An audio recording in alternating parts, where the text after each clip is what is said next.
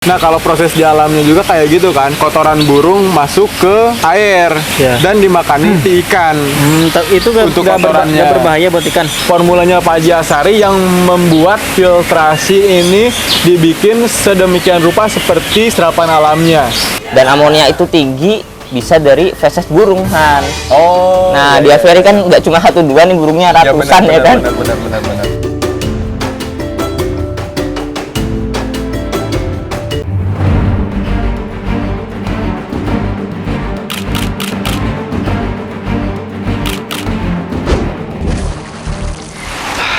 The Hakims Aviari. Guys, gue udah ikutin nih permintaan lo buat tayang perkembangan aviari setiap hari. Nah, sekarang lo ikutin permintaan gue, oke? Gampang, cuma subscribe. Gampang kan? Gratis lagi. Subscribe, ayo dong, please subscribe. Hai, assalamualaikum guys. Ngobrol santai di siang hari ini sambil menikmati sejuknya hutan buatan aviari The Hakims. Kali ini nih, Bagus dan juga Ihsan si manusia ikan mau berdiskusi hubungan antara burung, kolam aviari dan juga ikan. Apakah secara ekosistem mereka saling melengkapi atau saling mengganggu? Yuk kita dengerin obrolan mereka.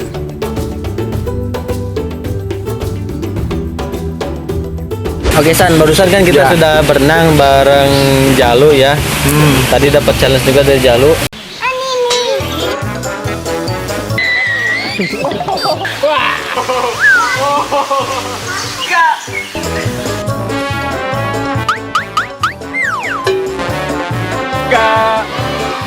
Nah, ini mau ada pertanyaan nih. Kan di sini kolamnya cukup luas juga ya.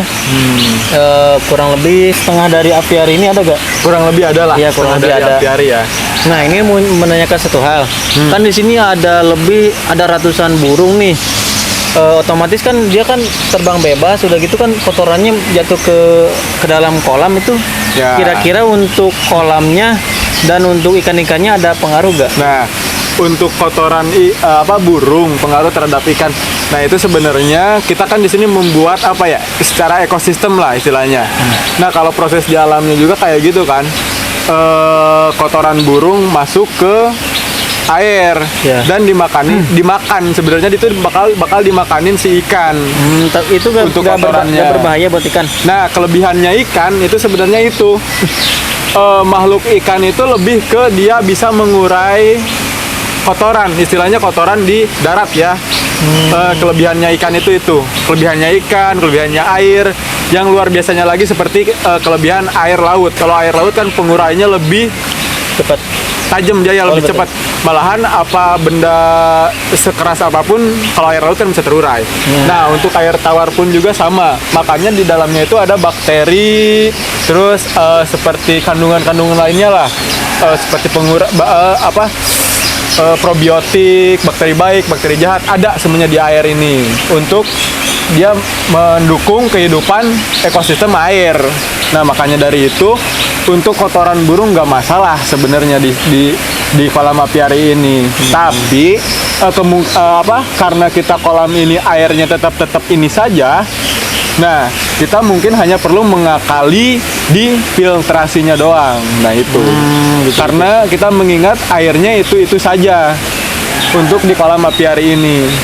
Sebenarnya di air itu sangat perlu bakteri. Malahan kita kalau air baru, kita dimasukkan bakteri baik, bakteri starter yang kita sebut sering di dunia ikan bakteri starter untuk menstarter bakteri itu, memancing bakteri-bakteri di dalam air sebagai pengurainya. Nah, itu. Nah, sejauh ini karena dibentuk sedemikian rupa oleh para pembangun apiari ini, terutama Bapak juga ya, untuk ada kolamnya, ada burungnya dan lain-lain, ini udah sangat ekosistem banget. Jadi di air, darat sampai udaranya kita saling berkesinambungan. Jadi dimaksimalkan, disamakan seperti di alam aslinya. Nah, seperti itu. Terutama hewannya ya, termasuk ikan dan burung gitu. Nah, itu terutama ikan dan burung. Untuk prosesnya udah sangat jelas sebenarnya di sini. Dari air menghidupi tumbuhan, tumbuhan menghidupi burung, burung lagi pup, menghidupi ikannya juga yang ada di air itu, dan mempengaruhi juga terhadap kualitas airnya. Nah, kita tinggal hanya saja yang tadi aku katakan di sini, karena airnya itu saja, kita tinggal mengontrol itu. Udah. Jadi tugas kita di apiari ini sebagai kiper burung, kiper air, terus kiper dan tanamannya, dan ini kita hanya mengontrol itu. Mengontrol keseimbangan ekosistem di dalam apiari itu. Sejauh ini oke lah, sangat gitu. Oke, bagus. ini apa sih rahasianya? Kok bisa kolam ini bening terus gitu setiap harinya? Nah, untuk bening kita ini dari awal kita udah sangat luar biasa, dari formulanya Pak Haji Asari ya. Jadi nanti kita di sini ada bata nanti ya, buat konek-konek tarikan pipa, sama kalau ada waktu nanti ini kita batain situ. Tujuannya nanti kita kasih batu segala macam buat dekor sini, dia nggak turun. Untuk formulanya Pak Haji Asari yang membuat filtrasi ini dibikin sedemikian rupa seperti serapan alamnya, yang dimana kita proses filtrasinya itu ke dalam tanah. Semuanya bermedia dari alam. Ada beberapa lah yang aku nggak bisa sebutkan ya. Ini pokoknya udah sangat menyerupai alam banget lah untuk sistem Pak Haji Asari ini. Nah, makanya dari itu airnya juga udah sangat like a nature lah, seperti alam banget gitu. Dari kejernihan, dari kualitas. Nah, mungkin untuk di sisi itu kita hanya perlu mengontrol untuk pertumbuhan lain-lainnya. Karena mengingat kita airnya itu saja, seperti yang aku katakan tadi, pertumbuhan lumut, pertumbuhan bakteri yang disebabkan oleh sekitar overnya dan lain-lainnya, kita hanya perlu mengontrol itu dengan tambahan apanya itu kita yang mengontrol itu di sini sebagai kiper. Oh gitu. Nah, aku kan tadi nyemplung nih ke sini. Baru pertama kali nih nyemplung ke dalam kolam ini selama jadi ya. Iya, selama jadi di sini. Kok rasanya dingin banget gitu San. Padahal kan cuaca di sini bener-bener panas gitu. Kok Ya. bisa airnya dingin banget gitu? Wih, ikut.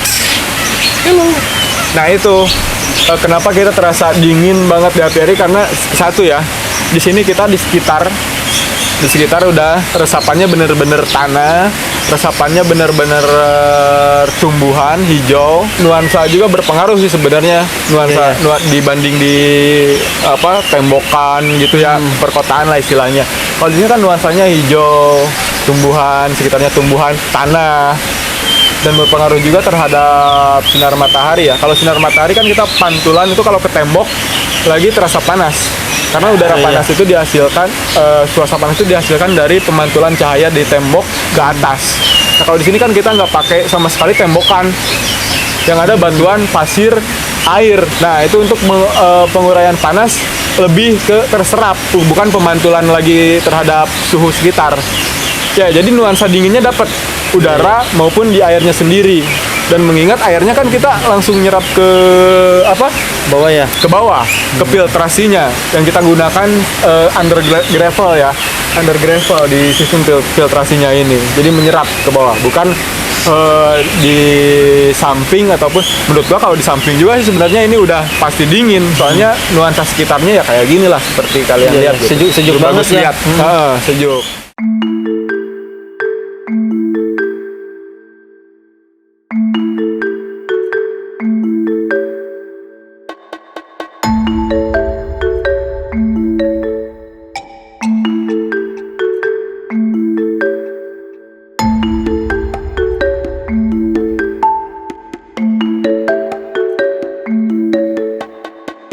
Tetap ada penguraian istilahnya tuh penguapan dari air dalam latihan ini. Nah, kalau untuk penguapan pasti ada.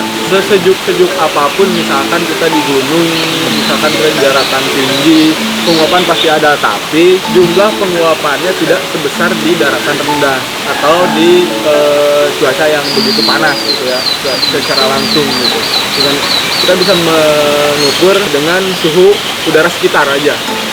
Semakin tinggi suhu udara sekitar, biasanya penguapan semakin tinggi. Nah, kalau untuk di apiari ini karena suhunya mungkin tidak terlalu panas ya, dan juga tidak terlalu dingin, mungkin untuk penguapan sangat sedikit ya. Airnya mendominasi lah. Kolam aldabra, terus kita seringkali nyalakan misting juga. Dan itu kan berpengaruh dalam suhu sekitar ruangan ini, apiari ini. Jadi untuk penguapan di apiari ini tidak terlalu besar. Ditutup juga sama tanaman, fotosintesis dan lain-lain. Jadi intinya di dalam apiari ini baik tumbuhan, ikan, burung, air dan apapun yang ada di apiari ini saling berhubungan ya gitu. Nah, itu semuanya saling berhubungan. Ekosistemnya hampir udah terjalin lah, ekosistem di apiari ini. Cuma mungkin mengingat kita ini burung habituasi ya, istilahnya habituasi. Iya. Proses sebelum ke alam, dan mungkin itu ekosistemnya tinggal kita yang kontrol sebenarnya. Kalau untuk komposisi dari air, tumbuhan sama faunanya, hewannya, biota dan lain-lainnya udah sangat mendukung sekali untuk saling berkesinambungan. Kita ini segala buah-buahan di sini nggak diperuntukkan untuk manusia ya Gus. Iya. Haram. Iya. Karena mengingat di sini ya udah. Yang diperuntukkan manusia itu hanya ini. Nah gitu mungkin ya percakapan tentang apiari ini dari mulai kolam sampai habitat burung-burungnya di sini. Oke, thank you Gus. Ya, sangat menarik sekali pertanyaannya. Bagus ya.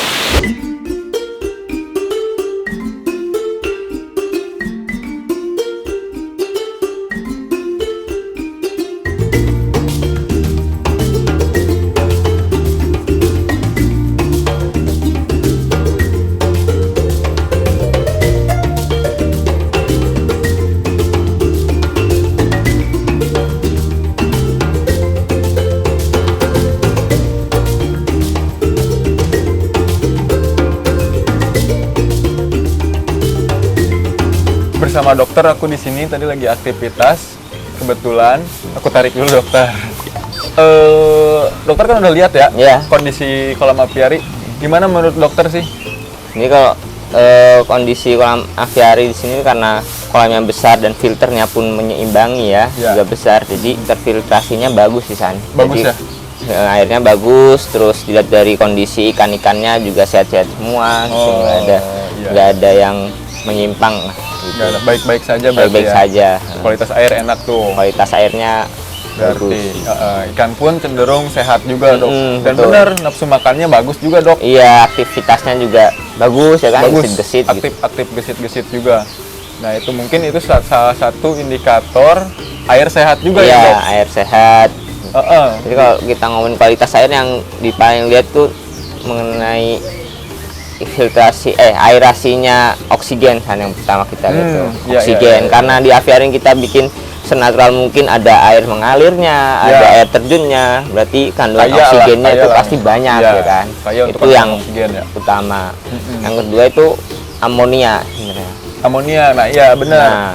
Karena apa ya? Kalau di sungai kan kita istilahnya setiap saat, setiap waktu air mengalir, kebuang terus. Iya, gitu. betul. Kalau di kolam apiari ini kan kita menggunakan mesin ya, Jadi air masih cycling, Iya, sebenarnya masih muter gitu masih ya. muter-muter.